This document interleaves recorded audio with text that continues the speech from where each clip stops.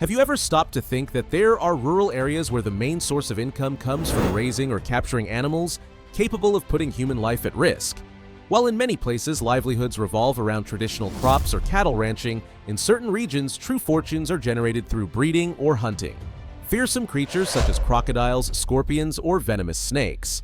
The latter, despite their lethal reputation, are essential for thousands of families, especially in Indonesia, where a peculiar tradition has been preserved.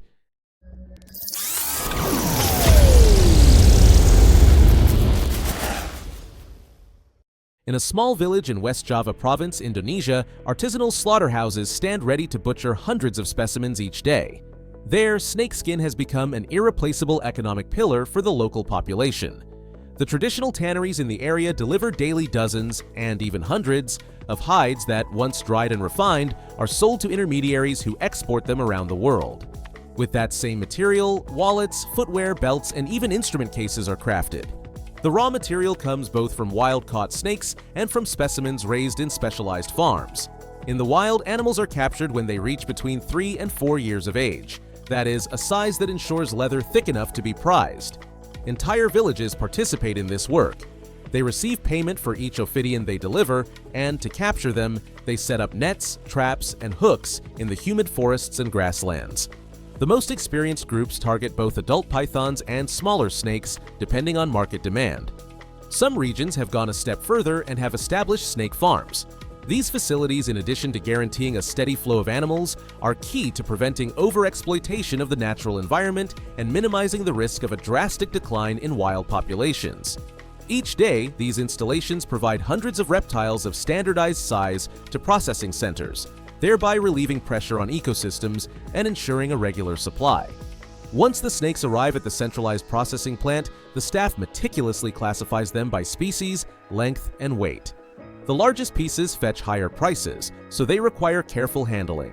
Immediately afterward, they are immersed in large containers filled with water. This method, widely used in the area, causes many to die without feeling pain during sacrifice, at least according to workers' explanations, and facilitates the subsequent stages. Butchering is entirely manual. One by one, the operators use knives to separate the skin from the flesh, striving to keep the leather as undamaged as possible. Immediately afterward, the hide is rinsed several times to remove traces of fat and blood, and it is laid out on large indoor drying racks with good ventilation, where it remains until it is almost completely dried. Only then does it move to the storage area, where it awaits the arrival of national and international wholesalers. A hide in perfect condition can later be valued in Western markets at over $4,000 apiece, which explains why the activity attracts so much labor. The numbers confirm that attraction. It is estimated that in Indonesia, the industry linked to breeding and hunting snakes employs about 175,000 direct workers and around 150,000 independent hunters. For many villages, this production chain constitutes the main link in the local economy. After tanning, the remaining meat, rich in protein and with a flavor described as a mix between chicken and fish, is sold fresh or dried in regional markets. For local consumers, eating snake is no different from consuming any other type of meat. The primary goal is to obtain essential nutrients. Beyond the leather and the meat, Indonesians make use of the entire snake.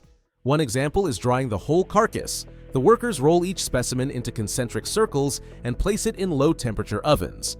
After 24 hours, the animal becomes completely dehydrated and rigid. These pieces are exported mainly to China, where traditional medicine has used them for centuries to improve blood circulation and treat joint ailments, among other conditions. Less known but equally valuable is the use of bile. Once carefully extracted, it is dried in the sun or in ovens to ensure long-term preservation. It is then sold as a pharmaceutical ingredient, primarily in Southeast Asia. Likewise, venom, from venomous snakes of course, is collected and purified for the modern medical industry, where it is used in the production of antivenoms and experimental drugs. Indonesia has not only specialized in snake leather but has also perfected the treatment of python skin, a piece coveted in luxury fashion. Adult pythons, which can exceed 90 kilograms, live in dense forests and are hunted for their high value. Each skin sells for sums far higher than that of an average snake. In specialized tanneries, the process begins with an unusual step. While the pythons are still alive, water is injected under pressure. This procedure inflates the space between the skin and the muscle, simplifying the subsequent cut. Even so, considerable skill is required, and it usually falls to operators with many years of experience. Once removed, the leather is placed in drying ovens and then dyed according to the shade demanded by the brand that commissioned it. Each large skin can exceed $10,000, a figure that explains the interest of local workers in specializing in this task. If someone spat in your face, you would probably feel anger.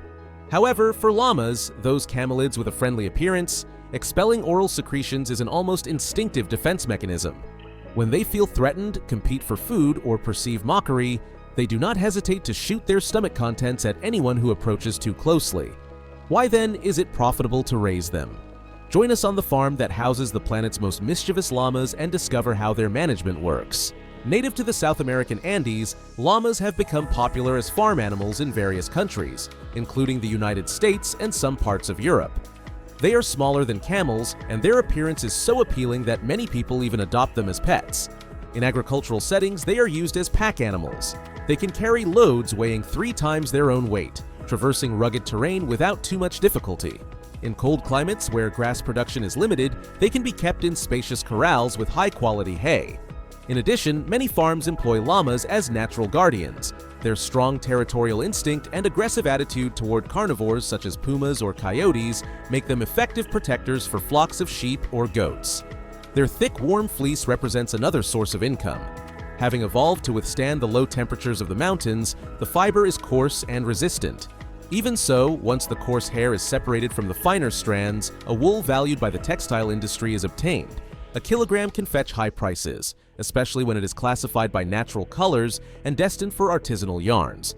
But the farm does not limit itself to harvesting wool. It also collects meat and, on a smaller scale, milk. In California, for example, there are establishments dedicated to producing llama meat. It is a lean protein with a flavor that is intermediate between beef and lamb, low in cholesterol, and rich in iron and essential vitamins. After 24 months of fattening, the animals are moved to certified facilities for processing. There, steaks, sausages, or dried meat are obtained, finding consumers both in fusion restaurants and at food fairs. Llama milk, meanwhile, is far less common than cows or even goat's milk. However, it is popular in Andean countries due to its dense, creamy texture. With it, regional sweets with a thick consistency are made, highly prized. Even so, production is limited because the females produce little, and milking is complicated.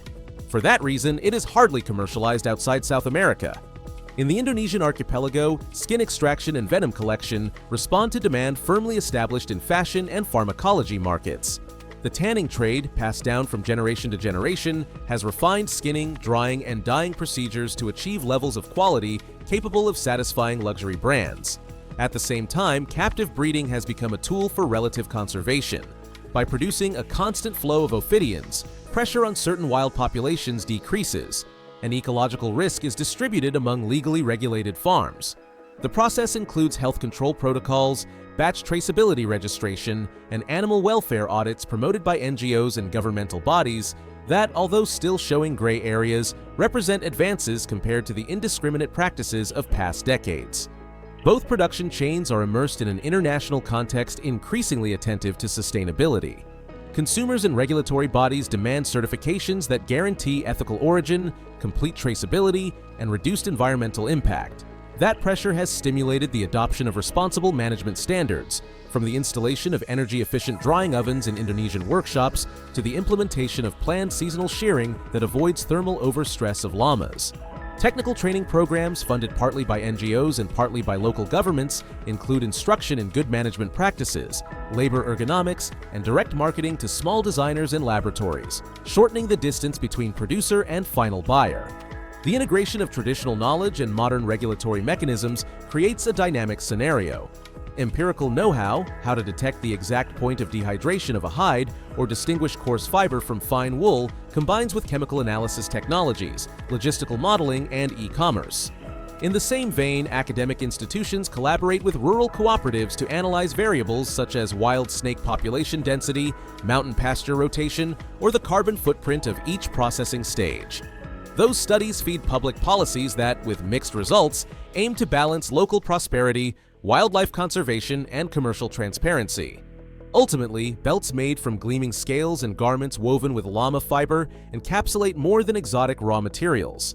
They contain hours of manual labor, cultural practices forged in extreme climates, and economic decisions influenced by international prices, export regulations, and responsible consumption trends. Recognizing that complexity facilitates a deeper understanding of the path each item travels before reaching the showcase and highlights the importance of supporting production models that integrate profitability, respect for biodiversity, and dignity for those who sustain the process from its origin.